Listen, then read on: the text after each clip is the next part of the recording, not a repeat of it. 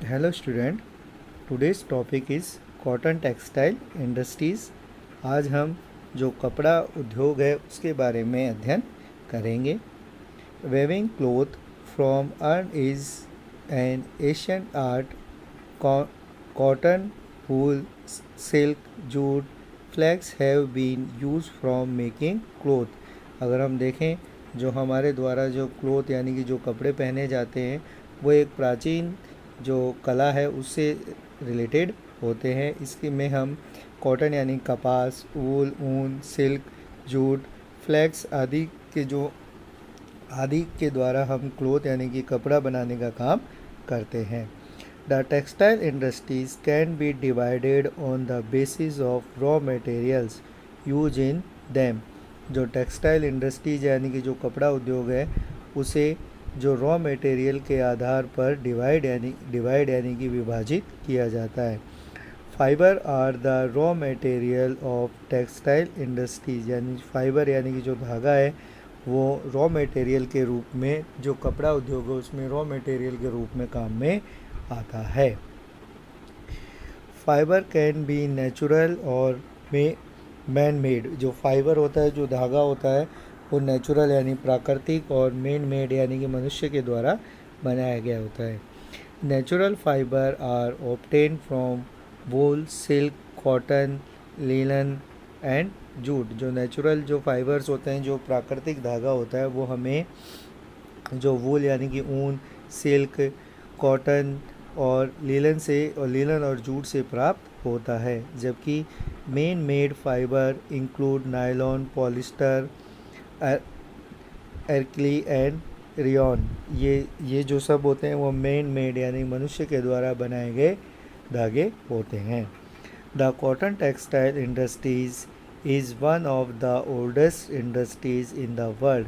यानी कि जो कपड़ा उद्योग है वह जो ओल्डेस्ट इंडस्ट्रीज यानी कि सबसे प्राचीन, विश्व की सबसे प्राचीन जो उद्योग है उनमें से एक है। Till the industrial revolution in 18th century, cotton cloth was made using hand spinning technique.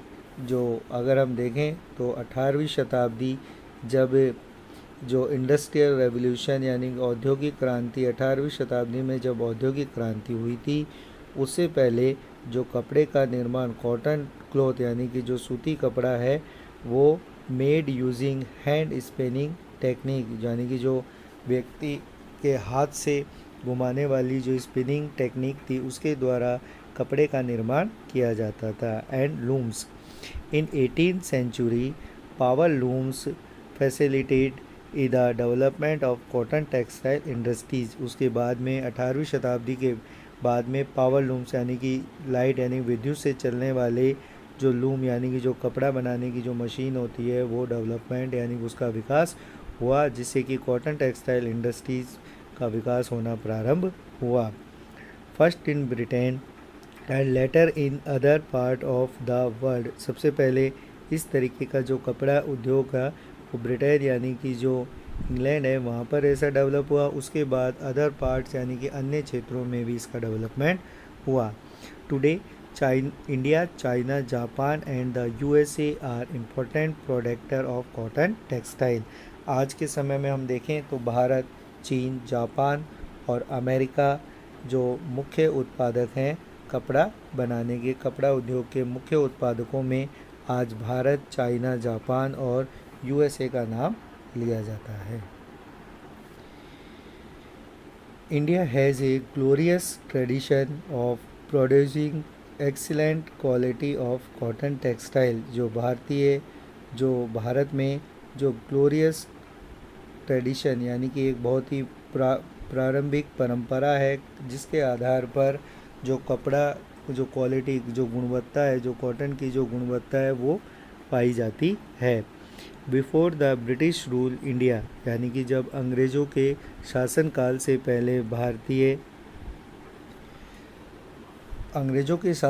से पहले जो Indians hand spin and hand woven cloth already has had a wide market. यानी कि भारत में हाथ से बनाए हुए जो कपड़ा है उसका बहुत बड़ा एक मार्केट यानी कि बहुत बड़ा एक बाज़ार भारत में मौजूद था। The muslins of Dhaka, chintzes of Mesopotamia पेटामिया, colonies of Calicut and Goldbruth cotton and Berhampur, Surat and Baroda were known is worldwide from the quality and design। जो भारत में अलग अलग जगह पर इस तरीके का जो कपड़ा है, कपड़ों को वहाँ यहाँ से भारत से जो अन्य अलग अलग देशों में ख़रीदा जाता था। But the production of hand woven cotton textile was expensive and the time consuming. जो हाथ से बनाया गया जो कॉटन था, जो कपास से जो कपड़ा हाथ से बनाए गए कपास से जो कपड़ा बनता था वो बहुत एक्सपेंसिव यानी कि बहुत ही महंगा था और उसे बनाने में भी बहुत सारा टाइम लगता था।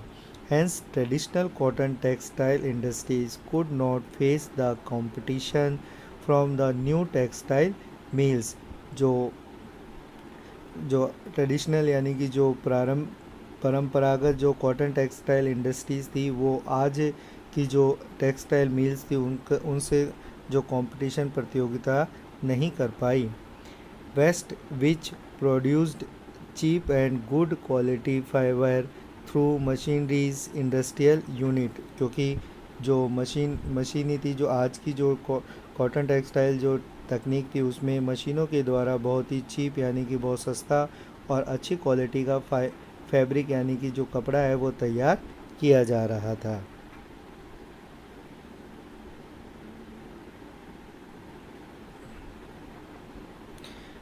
The first successful machineries textile mill was establish in Mumbai in 1854। Bharat में जो सबसे पहली जो सफल यानी कि जो एक मशीन टेक्सटाइल मिल जो लगाई गई वो मुंबई में 1854 में लगाई गई।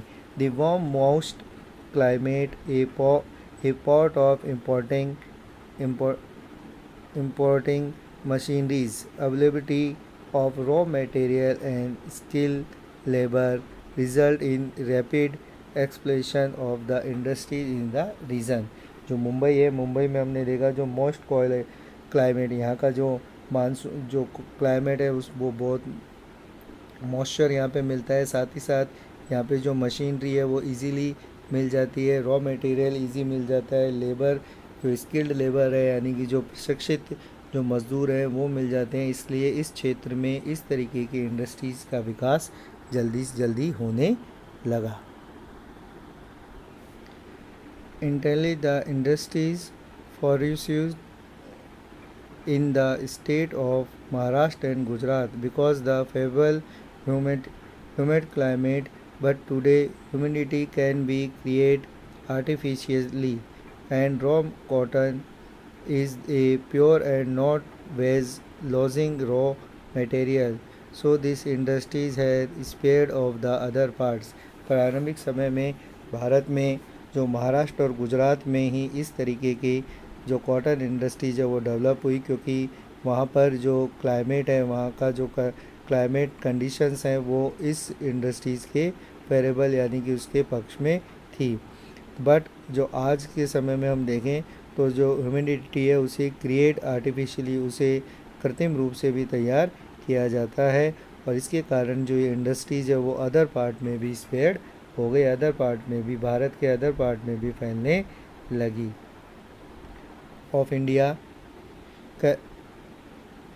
Coimbatore, Kanpur, Chennai, Ahmedabad, Mumbai, Kolkata, Ludhiana, Pondicherry and Panipat are some of the other important centre. Maharashtra और गुजरात के साथ साथ ही भारत में कोयम्बटूर, कानपुर, चेन्नई, अहमदाबाद, मुंबई, कलकत्ता, लुधियाना, पौंडीचेरी, पानीपत इन सभी जगह पर ये इंडस्ट्री बनने लगी।